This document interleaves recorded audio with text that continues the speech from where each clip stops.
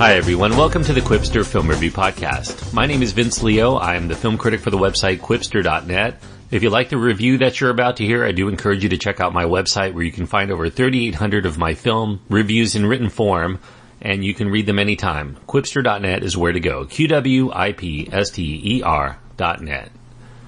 Today I'm going to be looking at a film that's currently out in a limited selection of theaters in the United States. It's called Indignation. It's a drama.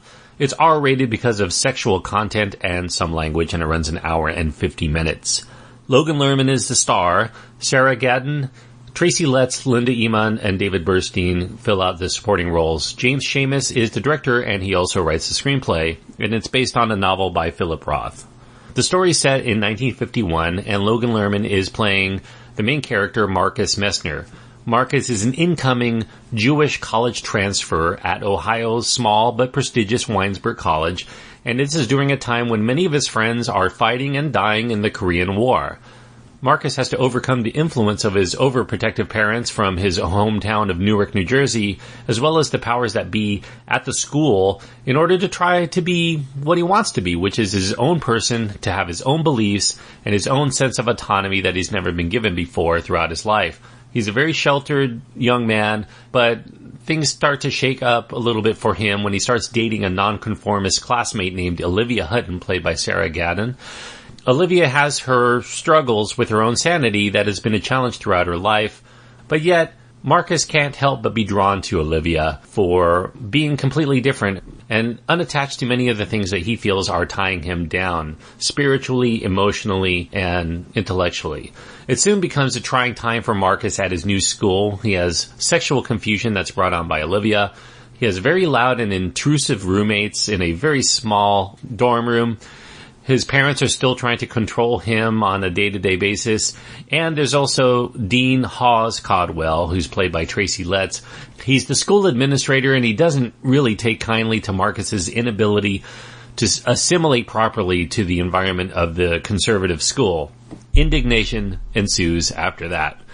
So James Schamus, he's well known within the Hollywood industry, but this is the first time he's actually tried to direct a film, and he's very adeptly adapting Philip Roth's 2008 novel of the same name. Philip Roth, a very famous author, he regularly explores dramas of particularly anxiety-stricken, dysfunctional people, and certainly Indignation is no exception to this. Although James Schamus spent many years as a producer, he was also the former CEO of Focus Features and a screenwriter, penning some of Ang Lee's most notable works.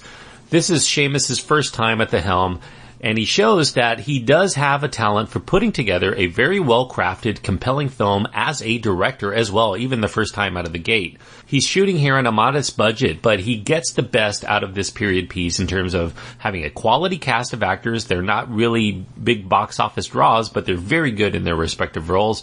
Lerman, who also gets a producer credit here, is terrific. And there's a great costume and hair design. Their cars, the sets, an overall sense of the period of the early 1950s are just spot on. You would never think that this was a film that was done on a very meager budget. Now, while the film moves along with ease and finesse as a drama, the story really doesn't come together until the appearance of the mysterious but alluring Olivia in virginal Marcus's life. Gadon is terrific. When they're together, it really showcases the kind of attraction and this attempt at romance that feels very fresh and unique within movies. And it doesn't resort to the overindulgence of nostalgia of the era. So even though it's set in the 1950s, the film never really remarks as such or tries to draw you in from that fact. However, I do have to say, as interesting as the relationship is between the straight arrow Marcus and the somewhat emotionally and psychologically damaged Olivia, the grip of Indignation becomes intense. This is a word that's used heavily in this film. Unnerving. Somehow it's also very funny. When Marcus finds himself in the office of the very shrewd and prying Dean Caudwell, Caudwell engages Marcus's mind in this very intense game of rhetorical debate that seemingly doesn't end, and it seemingly is never going to until someone expires. And I won't tell you how they finally get out of it, but it's not too far off the mark in that way. It's a very densely wordy interaction. It takes over 15 minutes of the screen time of this film, but boy, is it riveting. It's like Dean Caudwell's hurling fastball after fastball just to see if Marcus can stomach staying in the batter's box without striking out, to all of the implications that are drawn so subtly by Dean Caudwell. Now, to maybe overuse the sports metaphor here, this very lengthy sequence it's almost like watching a passive-aggressive mental sparring match between a heavyweight champion and a hungry but talented up-and-comer. Let's owns the character so completely. This is not the kind of movie that would ever garner a sequel or a spin-off, but I can tell you, at least from my point of view, I would not mind seeing a spin-off movie just observing how such a complex character deals with a host of issues with his student populace. Tracy Letts should get a starring role in the vehicle sometime soon, based on the performance here. Linda Eamon is also very strong as Marcus's mother, Esther. There's this fantastic late developing scene in which she fiercely tries to coerce Marcus to make a very specific life decision to avoid the proverbial iceberg that she sees him speeding toward all too well. This is another great scene in the film that really has a handful of really good, solid scenes to build around. Unfortunately, after this key spellbinding interaction, I do think that Indignation's momentum begins to peter out as it approaches its conclusion.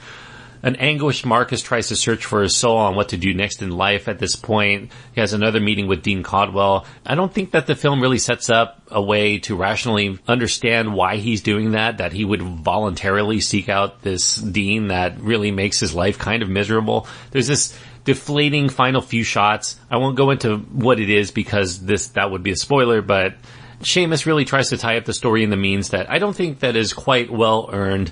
I will say by that point, Seamus and all the rest of the people involved in the making of this film had scored so many points in the film's favor. It still emerges as one of 2016's better releases. It has richly nuanced characterizations. The performances are mesmerizing. The cinematography is sumptuous. And there's just a wonderful sense of period aesthetics.